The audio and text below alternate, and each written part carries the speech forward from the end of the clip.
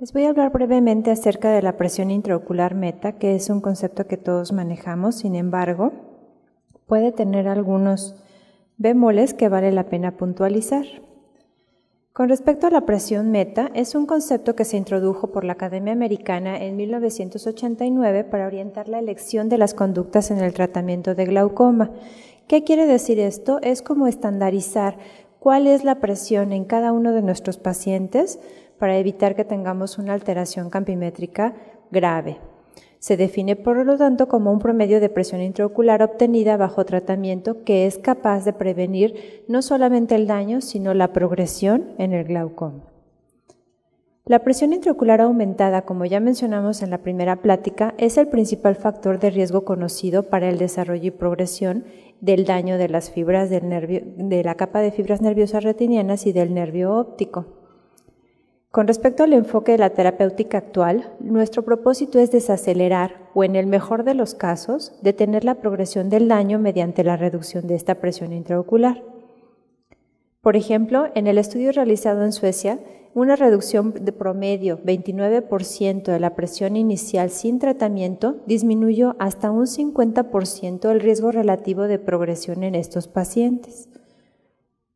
En el estudio AGIS se demostró que para lograr una estabilidad campimétrica debería alcanzarse por lo menos una presión intraocular promedio de 14 milímetros de mercurio. Sin embargo, no olviden que estamos hablando de una cifra que puede variar en cada uno de los pacientes de acuerdo al daño presente.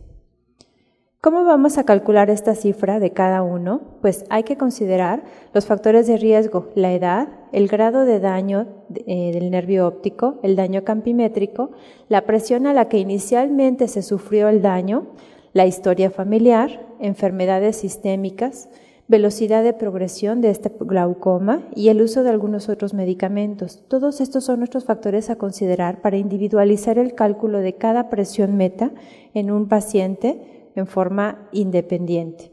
Aquí tenemos una gráfica del continuum de glaucoma en donde podemos apreciar que cuando los glaucomas están en tiempos o en estadios tempranos, probablemente la presión intraocular no necesita ser tan baja. Cuando tenemos una progresión con el paso del tiempo en la historia natural, necesitamos presiones cada vez más bajas, además de considerar los factores que ya les comenté. Por ejemplo, un paciente joven amerita una presión intraocular más baja con un tratamiento más agresivo para que este continuum de glaucoma no le alcance el tiempo de vida para hacer una ceguera uni o bilateral.